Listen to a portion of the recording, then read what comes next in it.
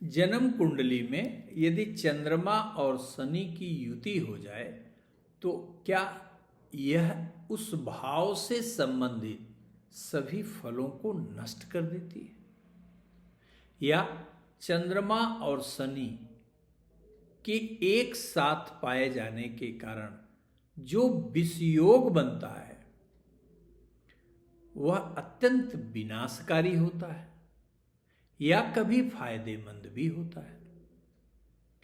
क्या चंद्रमा और शनि की युति यदि सप्तम भाव में हो जाए तो विवाह नहीं होता? क्या पंचम भाव में हो जाए तो संतान नहीं होता? क्या यदि नौकरी के घर में पड़ जाए तो रोजी रोजगार नहीं होता? या लाभ के घर में पड़ जाए तो जीवन में किसी इच्छाओं की पूर्ति नहीं होती? हकीकत क्या है, सच्चाई क्या है? क्योंकि आजकल ये फैशन होता जा रहा है कि चंद्रमा और शनि जैसे ही आपके जन्मांग में कोई ज्योतिषी देखता है तो वह छूटते ही पहले कहता है कि भाई अब आपका तो कुछ नहीं हो सकता क्योंकि इसमें विषयोग है, और अगर आप कुछ पाना चाहते हैं, सफलता पाना चाहते हैं तो ये पूजा कराइए, ये जंतर ले जाइए। आज हम लोग इसका सही जो है वो विवेचना करने का प्रयास करेंगे कि शास्त्र क्या कहता है और व्यवहारिक रूप से हमने अपने 30 साल के एस्ट्रोलॉजिकल लाइफ में क्या देखा है, ये आप तक पहुंचाने का प्रयास करने जा रहा है। धन्यवाद। जय महादेव। दर्शकों, आपको विषयोग की बारीकी बताने के पहले दो बातें हम स्पष्ट कर दें। चंद्रमा और शनि किसी भी भाव में जब पाए जाते हैं तो निश्चित रूप से यह युति विषयोग कहलाती है, पहली बात। दूसरी बात कि हर स्थिति में यह विनाशकारी परिणाम देता है, यह पूर्णतः असत्य और मिथ्या वचन है। ये बिल्कुल गुमराह करने वाली स्थिति कही जाएगी। इसको, विषयोग को जानने के लिए, पहचानने के लिए किन किन बातों का ध्यान रखा जाता है यह जान लेना अत्यंत आवश्यक है। तभी आप चंद्रमा और शनि के द्वारा बनने वाले विषयोग की वास्तविकता पहचान पाएंगे। आपको मैं बताऊं कि चंद्रमा और शनि की युति यदि कहीं शुभ भाव में या शुभ ग्रहों से दृष्ट हो जाए तो ये महान संत बना देती है, महान सफलता भी देती है। ऐसे सैकड़ों उदाहरण है। आध्यात्मिकता में आप विवेकानंद की कुंडली देखिएगा, भारत के पहले प्रधानमंत्री जवाहरलाल जी की कुंडली देखिएगा। ऐसे अनेकों अनेक उदाहरण हैं। लेकिन सबसे पहले आप यह समझिए कि युति प्रभावी कब होती है और नकारात्मक युति प्रभावी कब होती है। देखिए, 12 लग्नों में सिवाय तुला लगन को छोड़कर ऐसी कोई भी लगन नहीं होती जिसमें शनि और चंद्रमा दोनों ही लाभकारी हो। पहली बात यह स्पष्ट रूप से आप यह जान लीजिए। अर्थात एकमात्र तुला लग्न ही ऐसी है जिसमें शनि चतुर्थ और पंचम का नेतृत्व करता है, जिसके लिए वह योगकारी होता है, और चंद्रमा दसम भाव का नेतृत्व करता है, जिसके लिए वह योगकारी होता है। बाकी मेष लग्न में चंद्रमा योगकारी होता है तो शनि अकारक ग्रह है। वृषभ लग्न में शनि योगकारी है तो चंद्रमा अकारक ग्रह है।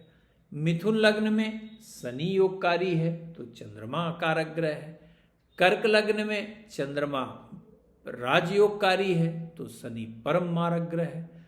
सिंह लग्न में भी चंद्रमा और शनि दोनों अकारक ग्रह हैं। कन्या लग्न में शनि योगकारी है तो चंद्रमा अकारक ग्रह है। तुला लग्न में मैंने बताया दोनों ही योगकारी है। वृश्चिक लग्न में चंद्रमा योगकारी है तो शनि अकारक ग्रह है। धनु लग्न में दोनों ही अकारक है। मकर लग्न में शनि योगकारी है तो चंद्रमा अकारक ग्रह है। ठीक यही स्थिति कुंभ लग्न में है। मीन लग्न में चंद्रमा कारक ग्रह है तो शनि कारक ग्रह है। ये हम आपको इसलिए बता रहे हैं कि इस तथ्य को आप समझ सकें कि जैसे मान लीजिए कि आपकी मेष लग्न की कुंडली है और आपके चतुर्थ भाव में चंद्रमा और शनि दोनों बैठे हुए हैं, तो यहां पर चंद्रमा और शनि दोनों बैठे हुए हैं तो इसका यह तात्पर्य नहीं है कि विषयोग यहां जो बन रहा है वह प्रभावी है। प्रभावी कब होता है पहले यह जान लीजिए। यह कब प्रभावी होगा? जब चंद्रमा और शनि का जो एक्सिस है अर्थात उन दोनों के बीच का जो एंगल डिफरेंस है, जो डिग्री है, वो कम से कम हो। जैसे यदि चंद्रमा और शनि दोनों एक एक्सिस पे हैं, मान लीजिए 12 डिग्री का शनि है, 12 डिग्री का चंद्रमा है, तो यहां पूर्ण रूप से विषयोग का फल मिलेगा अर्थात विनाशकारी फल मिलेगा। लेकिन यदि यह दूरी बढ़ती जाएगी, जितनी दूर होती जाएगी उतना ही इस विषयोग का प्रभाव कम हो जाएगा।